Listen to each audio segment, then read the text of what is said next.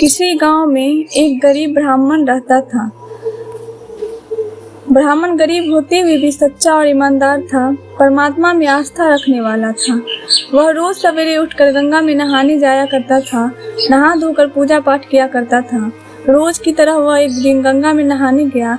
नहाकर जब वापस आ रहा था तो उसने देखा रास्ते में एक लिफाफा पड़ा हुआ है। उसने लिफाफा उठा लिया। लिफाफे को खोलकर देखा तो वह ब्राह्मण हक्का बक्का रह गया। लिफाफे में काफी सारे नोट थे। रास्ते में नोटों को गिनना ठीक न समझकर उसने लिफाफा बंद कर दिया और घर की तरफ चल दिया। घर जाकर उसने पूजा पाठ करके लिफाफा को खोला। नोट गिनने पर पता चला कि लिफाफे में पूरे 20,000 रुपया थे। पहले तो ब्राह्मण ने सोचा कि भगवान ने उसकी सुन ली है, उसे माला माल कर दिया है। ब्राह्मण की खुशी ज्यादा देर तक रुक नहीं सकी। अगले ही पल उसके दिमाग में आया कि हो सकता है यह पैसे मेरे जैसे किसी गरीब के गिरे होंगे। शायद किसी ने अपनी बेटी की शादी के लिए जोड़ कर रखे हो। उसकी आत्मा ने आवाज दी कि वह इन पैसों को ग्राम प्रधान को दे आए। वह उठा और ग्राम प्रधान के घर की तरफ चल दिया।